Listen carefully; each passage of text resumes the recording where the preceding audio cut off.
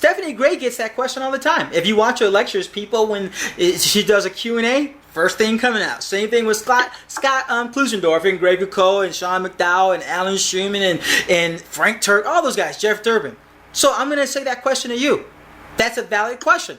You know, don't be afraid to answer it. I can't believe that you're afraid to answer it. I'm trying to nuance my answer. Okay. If the woman's life's in danger, do you believe in abortion then? That's a simple question. Do you believe in abortion if the woman's life's in danger? If she has the baby, she dies. Do you believe the baby should be aborted? Do you believe she should have... Okay, let's assume, sake of argument, that does happen. I'm not denying that does happen. It does happen. I'm not denying that. I never said I denied it. I'm saying that, assuming for the sake of argument that is the case, then we would apply what is known as the principle of double effect. Are you familiar with that?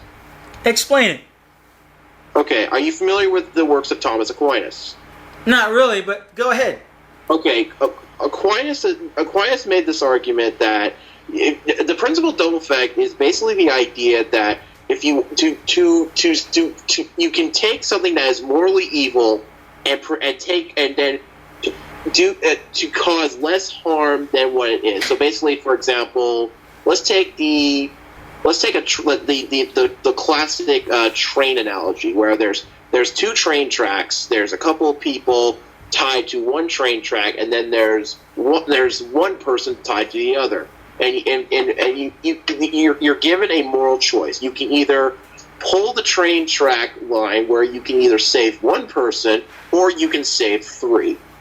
That's the idea of double effect. You choose to say, well, okay, I can either stop one moral evil from happening, or I can choose to make this moral decision in order to prevent another horrible thing from happening. So in the case of, like, say, abortion for the mother, abortion in the case where the mother's life is in danger. Assuming for the sake of argument that this is the case, then yes. In the cases where the mother's life is in physical, medical danger, if she has the kid, she has death. Okay? If that's the case, then morally it would be okay to try and save both, even if you allow the death of the child in this case. Not because you're trying to abort the kid, but because you're trying to save both the kid and the mother, with the mother's life having just as much of a priority. Sometimes tragedies where, in the cases where the kid's life, the unborn baby's life is in danger, it's going to cause the death of the mother. In this moral case, a choice can be made where either the mother can choose, and this is her own choice, she can either choose to sacrifice herself to save her child, or she can go ahead and allow the doctors to go in and try to do whatever they can to try to save both her and the baby, but if that's not possible, then it would be morally okay to save the mother, even if it comes at the unfortunate consequences of the baby dying. That's the principle of double effect in a nutshell. Okay, so in a nutshell, you do support abortion. You do. You just said it. You went 1,000 miles in the weeds, came back on the highway. No, you accept abortion. You are like everybody else. In the sense that... Just admit it. Just admit right now. You're not allowing me to give you an answer or something with a nuanced answer. You just gave me an answer. What I'm talking about is in the case of where the mother's life is in danger, real medical danger. In the case of that, it's not quote-unquote abortion in the sense that I'm going in and trying to intentionally try to kill the kid. I'm going in and try and save the mother. That's the difference between what you're saying is abortion versus what is the principle of double effect put into practice. Okay, let me ask you this. Okay. In that same situation, the doctor goes in and he starts pulling. He's like, okay, if I don't take this baby out, the mom's gonna die. So he aborts the fetus. He rips the fetus apart, right? Rips it, toe, leg.